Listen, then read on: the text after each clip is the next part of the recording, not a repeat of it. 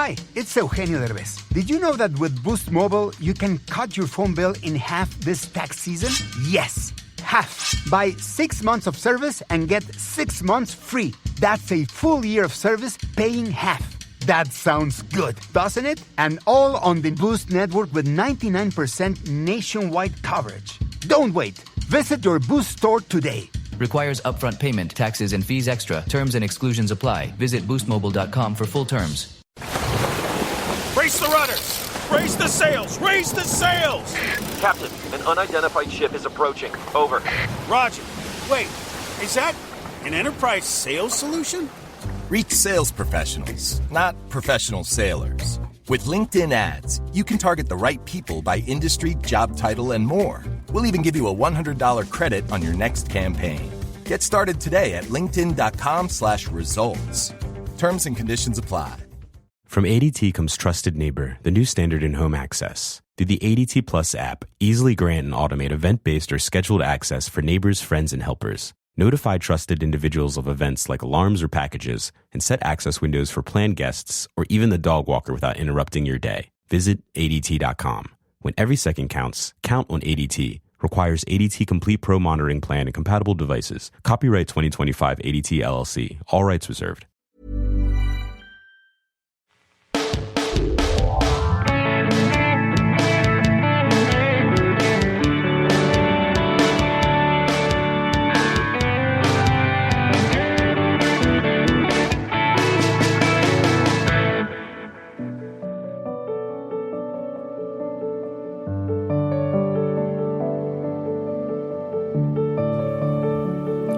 Hi, I'm Christy Shriver, and we're here to discuss books that have changed the world and have changed us. And I'm Gary Shriver, and this is the How to Love Lit podcast. In 1950, a young woman from the south side of Chicago, a neighborhood known as Bronzeville, won the Pulitzer Prize for a volume of poetry about an ordinary black girl growing up in Bronzeville. The poet's name was Gwendolyn Brooks, and she titled her work Annie Allen. It was critically acclaimed, and it gave white world a look inside black world into the kitchenette apartments characteristic of Chicago's South Side. It was not her first volume to explore life in America's African-American urban communities. It was what Brooks was doing with all of her poetry, starting with her first book in 1945 titled A Street in Bronzeville. The evening before the Pulitzer Committee's official announcement, Brooks was called by a local reporter to tell her about winning and to prepare for the onslaught of reporters that were sure to descend on her the next day. Brooks has recalled in many interviews her mixed emotions that evening. Of course, she was filled with excitement, but she was also concerned. She had not paid the light bill and was literally sitting in the dark. The next day, when a reporter showed up to shine a light on the winner of that year's Pulitzer Prize, no light would come on because there would have been no electricity to run the cameras. It would be embarrassing. The next day, the photographers came, and the lights miraculously came on. Someone had paid her bill for her, and although she never knew who, that day the world was introduced to a woman who had spent and would spend the rest of her life shining a light on the realities of being black in Bronzeville, black in America, and being black in the world. This woman is Gwendolyn Brooks, and this was her mission. From her earliest days as a writer, she wanted to be seen distinctly as a black artist. But as she evolved as an artist, this message evolved too. She famously said, "True black writers speak as blacks, about blacks, to blacks." And although white, Latino, and really all readers of English love her works for many reasons, if they are not black, they're tourists in her world. She writes unapologetically for a black audience, and she has strong opinions about being black. In fact, she despised the phrase African American. She campaigned all of her life to do away with it. She found it cold and excluding. It wasn't who she saw herself to be. And it wasn't that she didn't love being American. She did. It wasn't that she didn't love Africa. She did. She wrote poems about Africa. But being black for Gwendolyn Brooks is more than a nation or a continent, and it includes many more people than just those. And although she was known until the day she died as being passionate and aggressive in her advocacy and her defense of Black America in particular, but blacks in general, she, by personality, was an optimist, a lover of all people, and was known for great generosity and kindness.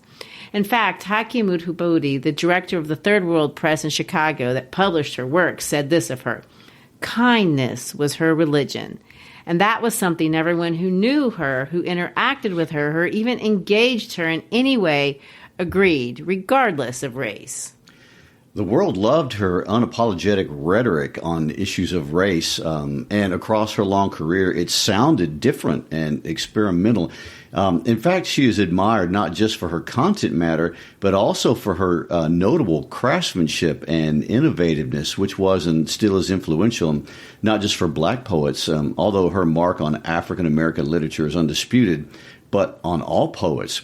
She was able to squeeze the entirety of humanity's experience into an urban tenant apartment building, and did so over and over and over again. And by the time she died in 2000, she had authored 26 books, had been the recipient of not just the Pulitzer Prize, but of over 75 honorary degrees from colleges around the country. She served as the Poet Laureate of Illinois, but also as the poetry consultant to the Library of Congress, a position that would be renamed Poet Laureate of the United States.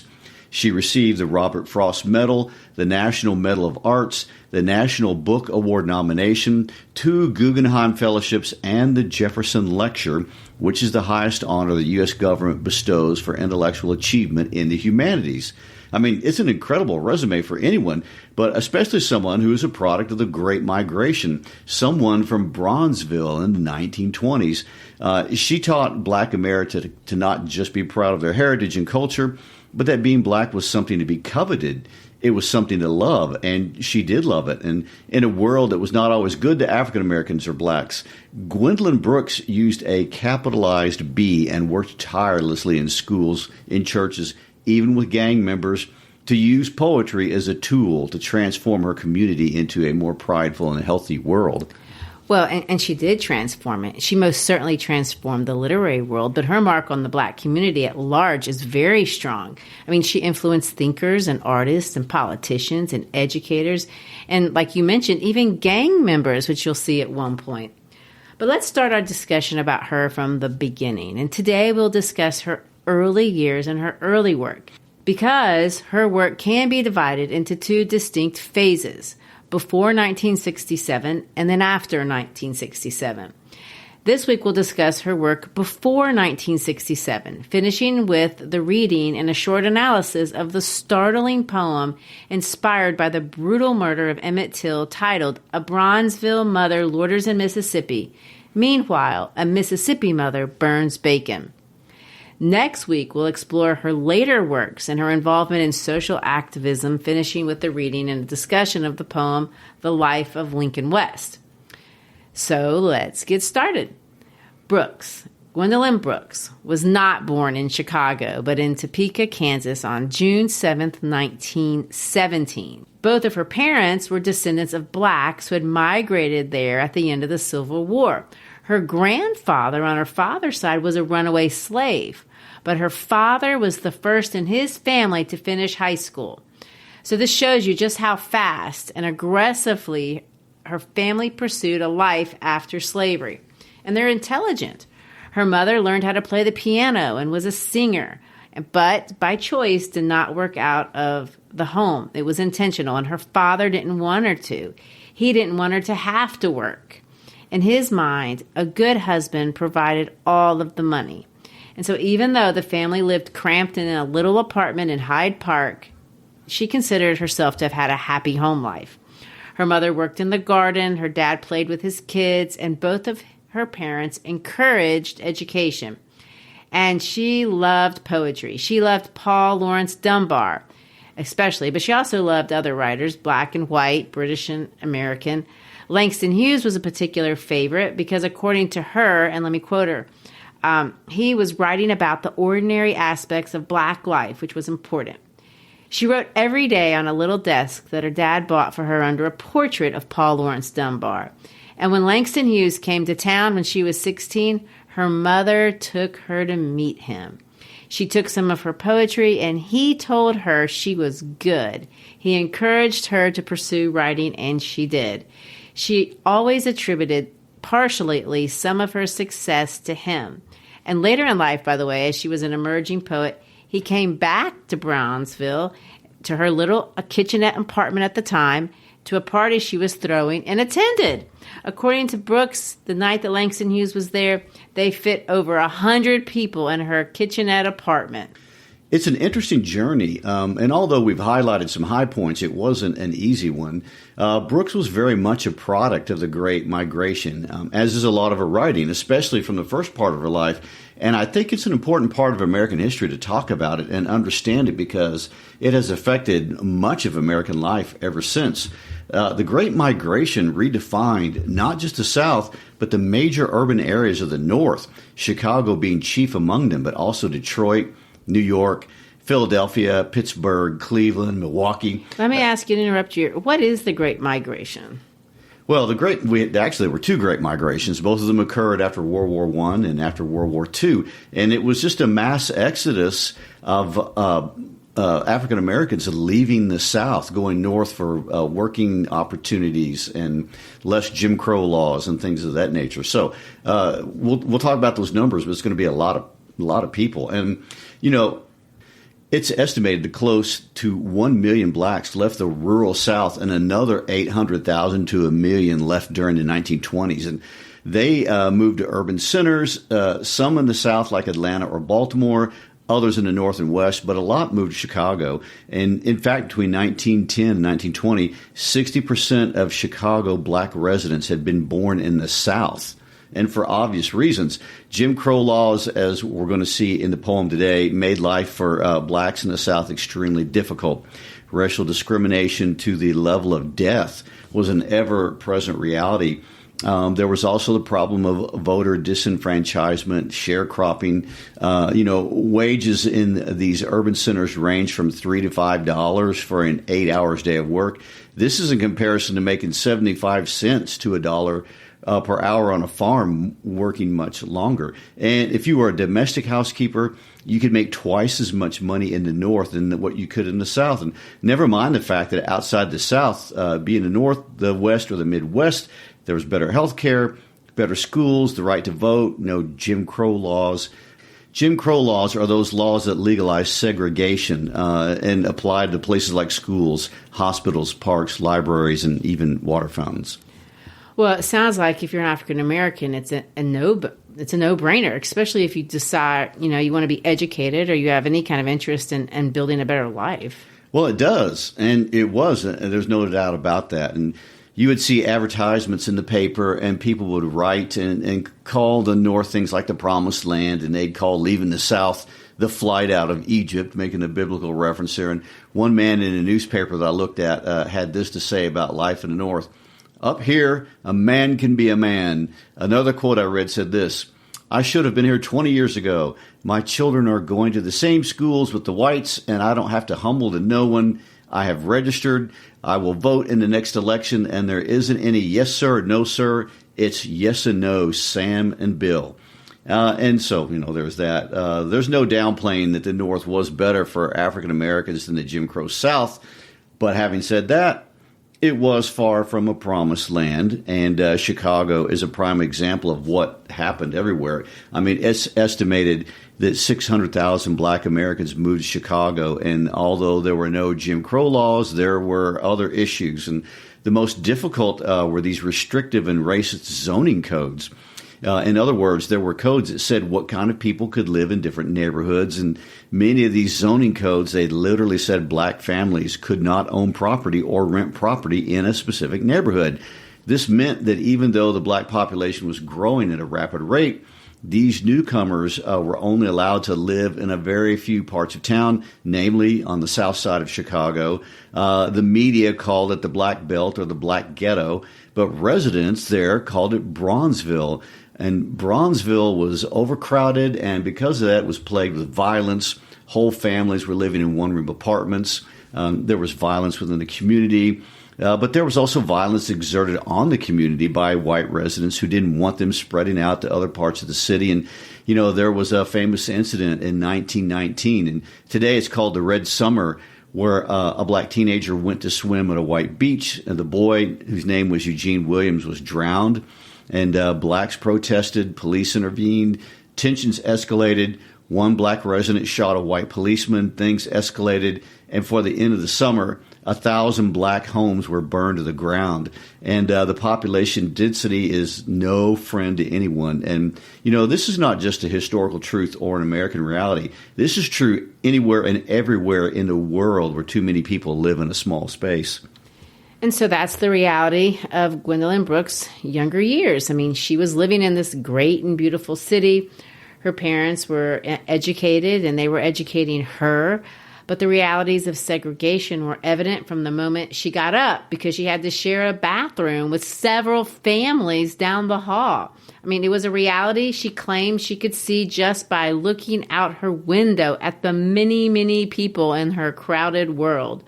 It's a reality she recorded in so many of her poems. Here's one that I like, and she's titled it Kitchenette Building. It's actually a parody of T.S. Eliot's J. Alfred Prufrock, which we've done on the podcast. But in Eliot's poem, the speaker of the poem is pining away about the problems of the modern life. And she takes that poem and kind of makes a take on it on what her life is like. And she calls it Kitchenette Building. Where things of dry hours and the involuntary plan grayed in and gray, dream makes a giddy sound, not strong, like rent, feeding a wife, satisfying a man.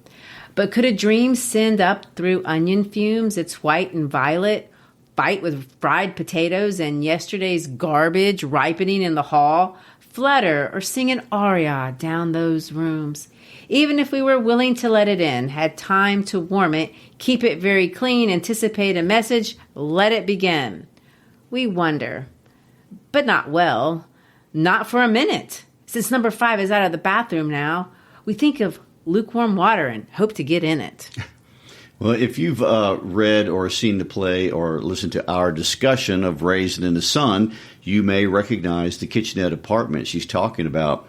All over Bronzeville were buildings full of 1 to 2 room apartments, and in them lived tens of thousands of black Americans. Another African-American writer, Richard Wright, wrote about it in more direct terms in his nonfiction book, 12 Million Black Voices. He said this of the kitchenettes: "The kitchenette is the author of the glad tidings that new suckers are in town, ready to be cheated, plundered, and put in their places. The kitchenette is our prison, our death sentence, without a trial, the new form of mob violence that assaults not only the lone individual, but all of us in its ceaseless attacks. The kitchenette, with its filth and foul air, with its one toilet for 30 or more tenants, kills our black babies so fast that in many cities, twice as many of them die as white babies. The kitchenette creates thousands of one-room homes where our black mothers sit, deserted, with their children about their knees. The kitchenette blights the personalities of our growing children, disorganizes them, blinds them to hope, creates problems whose effects can be traced in the characters of his child victims for years afterwards." And Brooks lived in one of these from age 4 until she was an adult, married with a son. In some ways, the kitchenette apartment became a symbol for the hardships of urban poverty. However, in other ways, Bronzeville was a vibrant community, and living in such proximity one to another created for some a tight-knit community. It created certainly a vital social cultural scene. Bronzeville became the center of what's been called the Bronzeville Renaissance. I mean, musicians like Louis Armstrong came out of Bronzeville, and they performed at legendary, unsegregated, famous jazz clubs like the Savoy Ballroom and the Sunset Cafe. Those famous places, blacks and whites came from everywhere, condensed together. Brooks wrote an essay titled, "They Call It Bronzeville" in 1951, and this is what she said: "Bronzeville is a place that should not exist, an area set aside for the halting use of a single race. However, in this city within a city resides essentially only what is ordinary: human struggle, human whimsicality, and human reach toward soul settlement. Many people over the years asked her about her emphasis on Bronzeville and on location in particular, growing up here. And they asked her, is that what you wanted to write about? She famously answered emphatically, no, I start with the people. For Brooks, like for many of us, people are what is most interesting in this world. And it's the story of Black America, Black people, that she wanted to tell. In her early poetry, she frames the story of Black America primarily for a white, mostly highly educated audience. She uses primarily European techniques: meter, rhyme, closed forms like ballads and sonnets. Her early writing is symbolic, it's controlled, it's dense. She demonstrates that she's mastered the techniques of the great writers of the West. However, even in using these techniques, and I'll call them, traditional white techniques for lack of a better word, she still incorporates lots of irony, like we saw in the Kitchenette poem, and highlights the experience of an impoverished Black American life. She highlights the injustices in Black America and often blames white America for their role in many of Black America's social problems. However, referring back to her work as a young writer, Gwendolyn Brooks later repudiates much of it. She complains that in her early work, she was what she called crying up to white America. I want to quote her directly. She said this: "A lot of that was addressed to white people.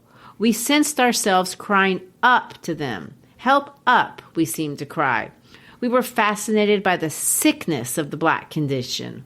One of my 20-year-old poems semi-begs, grant me that I am a human, that I hurt, that I can cry." So in other words, she didn't like that about those poems. But I find, and most of us find, these early poems to be beautiful and emotional and very moving. And as a white reader 100 years later, I don't read them the way she just described them. But that's not important. What's important is that she read them that way, as she read them as an older writer. And so we'll see, as she evolved, she changed her style. After 1967, and we'll talk about what happened in that year later, but she no longer wrote for white audiences at all. She no longer wrote sonnets or things that were directed to a highly educated audience. She wrote in an oral tradition. She wrote clear, simple poems for Black people about Black people.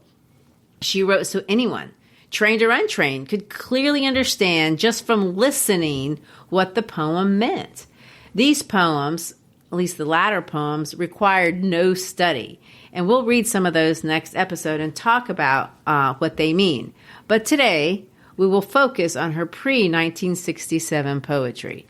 Both phases of her writing consist of powerful literature, as different as they are, but I want to point out her poems are also powerful history. And Brooks records the emotions and the intensity and the pain and the struggle from inside events that when we look at them from the point of view of history, they may look or feel cold or at least distant.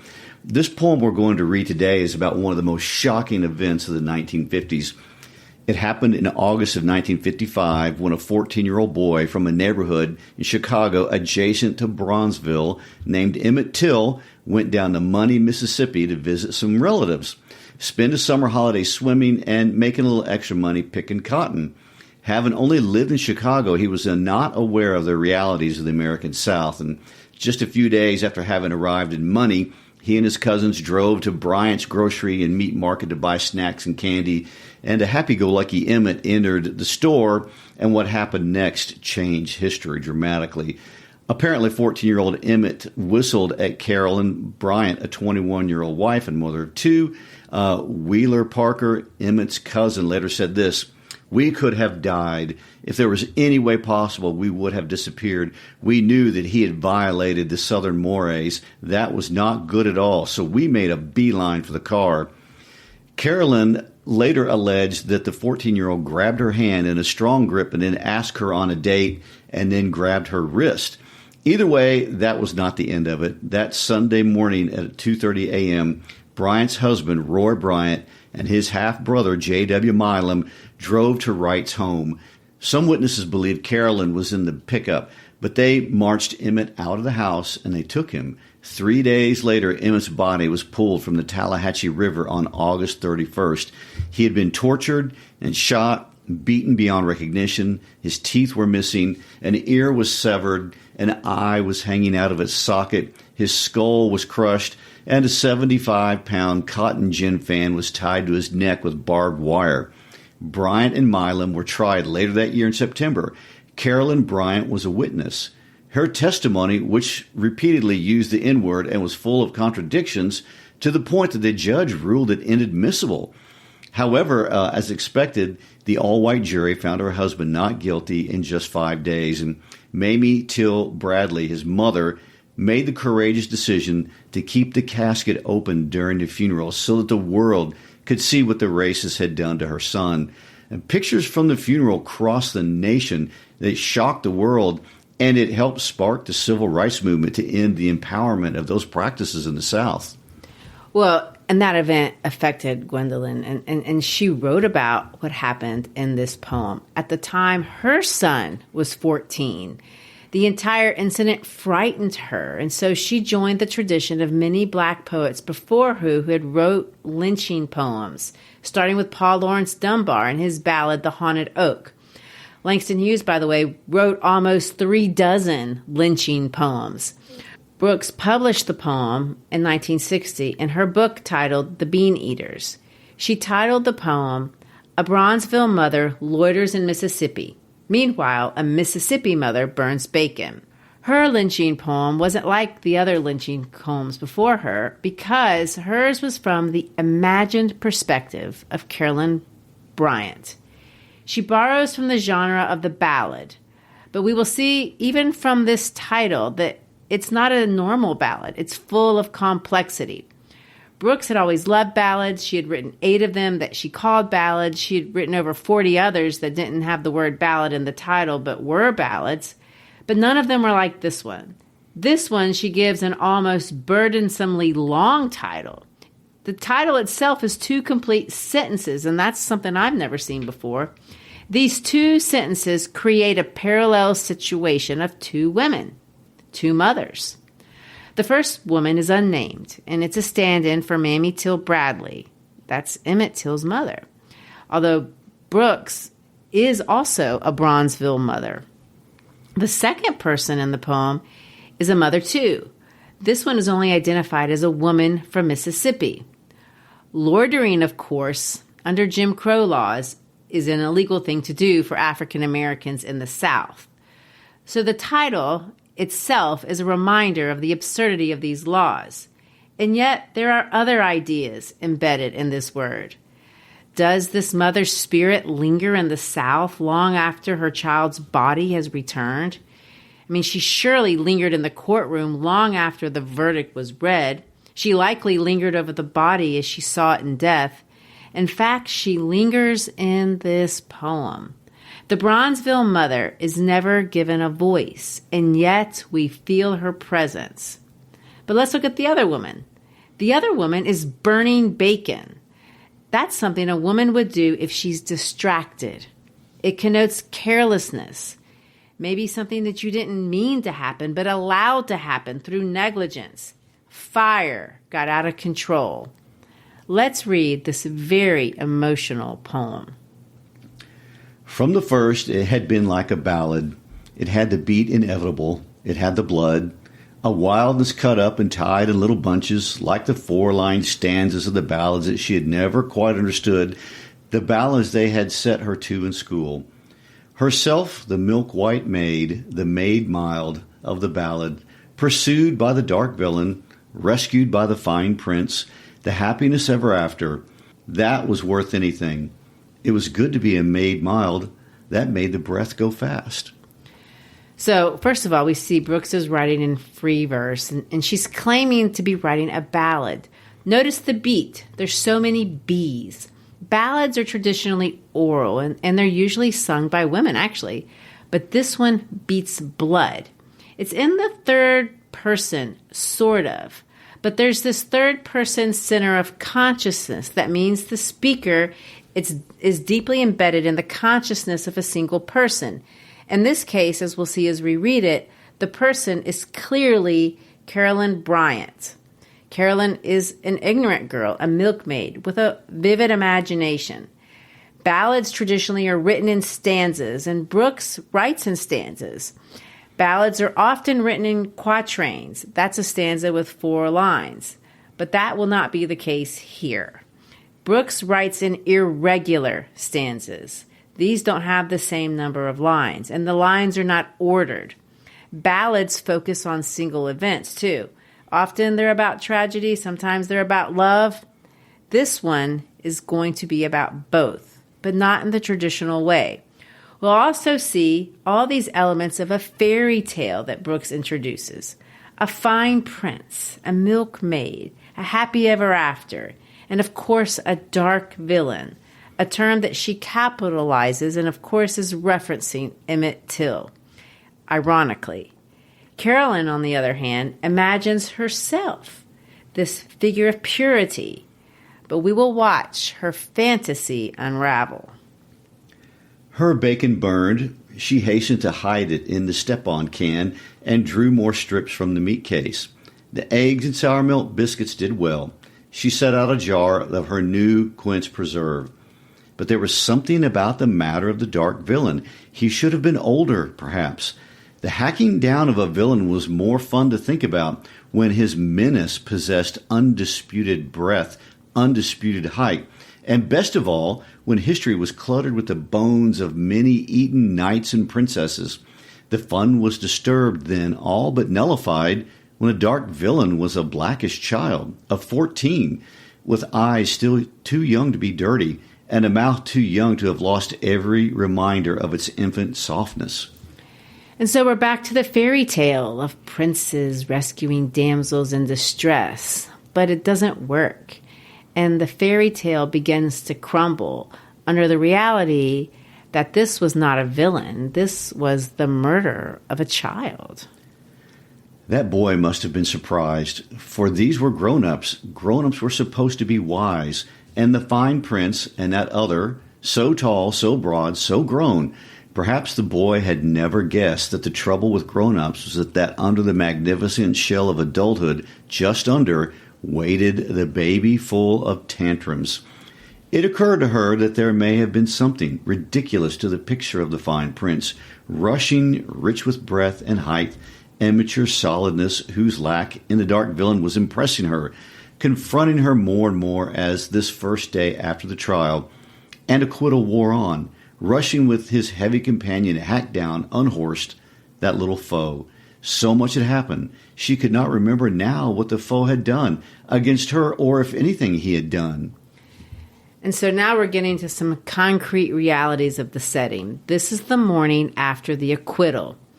I mean, everything is fragmented in this poem. Think of it like a piece of modern art, like a Picasso.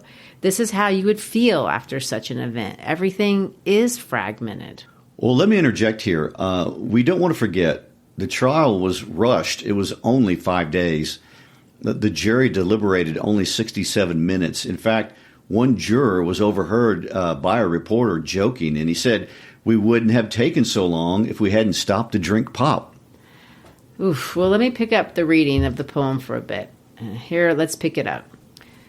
The breaks were everywhere, that she could think of no thread capable of the necessary sew work. She made the babies sit in their places at the table. Then, before calling him, she hurried to the mirror with her comb and lipstick. It was necessary to be more beautiful than ever, the beautiful wife. For sometimes she fancied he looked at her as though measuring her, as if he considered, had she been worth it? Had she been worth the blood, the cramped cries, the little stirring bravado, the gradual dulling of those Negro eyes, the sudden overwhelming little boyness in that barn? Whatever she might feel or half feel, the lipstick necessity was something apart. He must never conclude that she had not been worth it. He sat down, the fine prince, and he began buttering a biscuit. He looked at his hands. More paper in the north, he mumbled. More maddening headlines with their peppered words of bestiality and barbarism and shocking. The half-sneers he had mastered for the trial worked across his sweet and pretty face. Gary, I'm going to let you read this next part because what we're going to see is at this point in the poem, Brooks switches, and instead of seeing it from the consciousness of Caroline, we're going to switch to the consciousness of Roy. Roy, the fine prince who murdered a child. Notice that when we switch to Roy's perspective, though, there's going to be this uptick in racist language. Also, notice that for the first time, the Bronzeville mother will be referenced. What he'd like to do, he explained, was kill them all. The time lost, the unwanted fame. Still, it had been fun to show those intruders a thing or two, to show that snappy-eyed mother, that sassy northern brown-black. Nothing could stop in Mississippi. He knew that. Big fella knew that. And what was so good? Mississippi knew that. They could send in their petitions and scar their newspapers with bleeding headlines. Their governors could appeal to Washington. I want to point out what he's talking about is the historical backdrop of this moment. In 1954, the Supreme Court decided in Brown versus Topeka Board of Education that segregation in public schools was illegal, and the white supremacist backlash in Mississippi was constant and heavy-handed, making national headlines all the way through 1962 when James Meredith enrolled at Ole Miss and sparked a riot where 2 people were killed and many more were injured as white supremacists tried to bar his interest in the campus. And this is the kind of thing that Brooks is referencing. And one point I want to make, too, about James Meredith is that he was a military veteran when he tried to enroll, and he was still facing this treatment. Well, let's pick back up with Caroline's consciousness. What I want, the older baby said, is molasses on my jam, whereupon the younger baby picked up the molasses pitcher and threw the molasses in his brother's face. Instantly, the fine prince leaned across the table and slapped the small and smiling criminal. She did not speak. When the hand came down and away, she could look at her child, at her baby child. She could think only of blood. Surely her baby's cheeks had disappeared, and in its place surely hung a heaviness, a lengthening red, a red that had no end. She shook her head. It was not true, of course. It was not true at all. The child's face was, as always, the color of the paste in his paste jar. She left the table to the tune of the children's lamentations, which were shriller than ever. She looked out of a window. She said not a word. That was one of the new somethings. The fear, tying her as was iron. Suddenly she felt his hands upon her. He had followed her to the window. The children were whimpering now, such bits of tots, and she, their mother, could not protect them. She looked at her shoulders, still gripped in the clams of his hands. She tried but could not resist the idea that a red ooze was seeping, spreading, darkly, thickly, slowly, over her shoulders, her own shoulders, and over all the earth and Mars. Let's take a minute and think about all this. Look at all the color right now that we see in this poem. There's so much red. There's so much blood. It's not just the color, too. Look at all the other senses that Brooks appeals to. She's being covered, and the blood is oozing, it's seeping, it's staining her. What do we see here? But that violence has entered into the domestic space. It's entered into her home, where her children live. And that's something that even a person with a simple education like Carolyn Bryant could understand. Roy had slapped her child. Mars, of course, is the red planet. Mars is the Roman god of war. And what she's realizing is that her prince is not Prince Charming. Pay attention to what happens when he kisses her. He whispered something to her. Did the fine prince something about love and night and intention? She heard no hoofbeat of the horse and saw no flash of the shining steel. That line is so interesting. She heard no hoofbeat of the horse, saw no flash of the shining steel. What's that? What's she talking about? In other words, Roy Bryant is not coming in on a steed as a prince. He does not have shining armor. He pulled her face around to meet his, and there it was, close, close. For the first time in all the days and nights, his mouth, wet and red, so very, very, very red, closed over hers. Then a sickness heaved within her.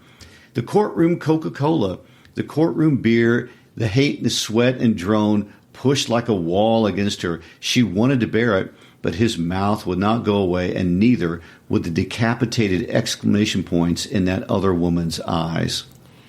Notice that his kiss sent her mind straight back to the courtroom.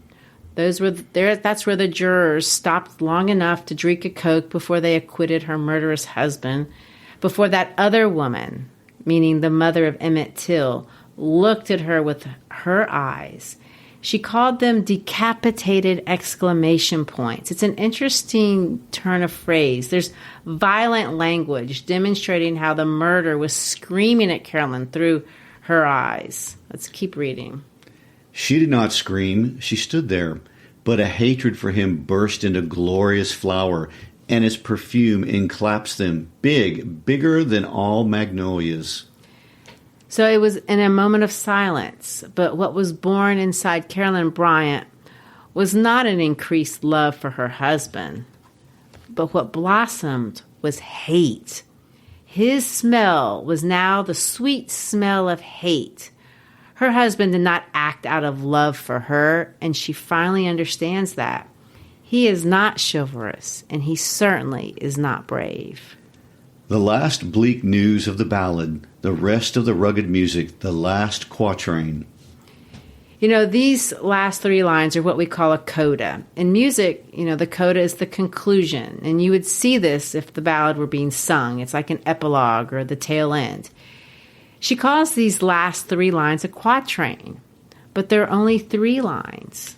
One is missing. There's a lot missing. A child is missing. Love is missing. These aren't even complete sentences. These last three phrases are sentence fragments. Something has been fragmented. And this is interesting in spite of the fact that the title has two complete sentences. But the ending of the poem is fragmented. It's broken. It makes no sense. Brooks, who wrote over 80 ballads, never wrote one quite like this. She's indicting the Southern patriarchy that would exploit the concept of chivalry to inflict cruelty on the helpless just because someone could. She simultaneously empathizes with this woman, but at the same time condemns her because she is complicit. She allows, even as a woman clearly steeped in ignorance, she understands. This fairy tale is a story of death, and not only of the boy that was murdered, but of her home, her marriage, her heart. And she, just like the Bronzeville mother, will never be whole again. Well, this is an incredibly insightful commentary on an event that really changed the whole country. And although the story of Emmett Till is a dark stain on American history, I mean, if there's something redemptive in the story, it's that it was this event, perhaps more than almost any other, that moved a nation to reform itself. Emmett Till's mother, Mamie Till, in her pain, she exposed America and the world to a dark reality that was not fully understood by white America across the nation. She insisted on an open casket on the day of her son's funeral, and people walked by. Many of them fainted. I mean, it's unimaginable what they must have seen. And she wanted America to know the truth. Pictures were taken, and the consciousness of America awoke. Not to say that we as a nation have arrived. America, like all nations and all people, are a work in progress. But from this moment on, the wheels were in motion to make sure the days of a legalized, systematic, racialized South would no longer exist in this one nation under God. And so we conclude this powerful conversation about this remarkable woman, Gwendolyn Brooks. Well, thanks for being with us today as we live into such a transforming piece today. Follow us on all of our social media. Check us out on our website at howtolovelypodcast.com. Find us on all the socials. Check out Christy's short videos now on YouTube. See what she's up to. what kind of nonsense is happening daily. Again, thanks for being with us, and thanks for helping us make great literature accessible to as many people as possible. Peace out.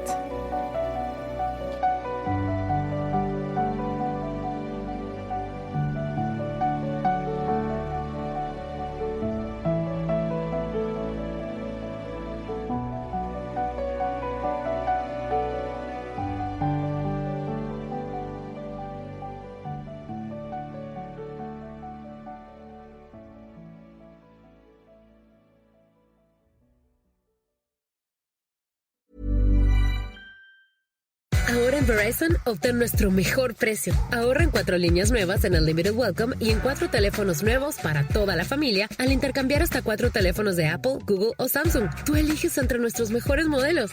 Uno para mamá, papá, los niños o la tía que manda audios de 5 minutos. Solo en la red con la que puedes contar. Verizon. Unlimited 5G, 4G LTE podrían ser temporalmente más lentos que los de otro tráfico durante una congestión. Roaming de datos nacional a velocidades 2G se aplican términos adicionales para cada oferta de teléfono. Visita tu tienda Verizon más cercana para detalles. Hi, it's Eugenio Derbez. Did you know that with Boost Mobile, you can cut your phone bill in half this tax season? Yes, half. Buy 6 months of service and get 6 months free. That's a full year of service paying half. That sounds good, doesn't it? And all on the Boost network with 99% nationwide coverage. Don't wait. Visit your Boost store today. Requires upfront payment, taxes, and fees extra. Terms and exclusions apply. Visit boostmobile.com for full terms. Raise the rudders! Raise the sails! Raise the sails! Captain, an unidentified ship is approaching. Over. Roger. Wait, is that an enterprise sales solution? Reach sales professionals, not professional sailors. With LinkedIn ads, you can target the right people by industry, job title, and more. We'll even give you a $100 credit on your next campaign. Get started today at linkedin.com/results. Terms and conditions apply.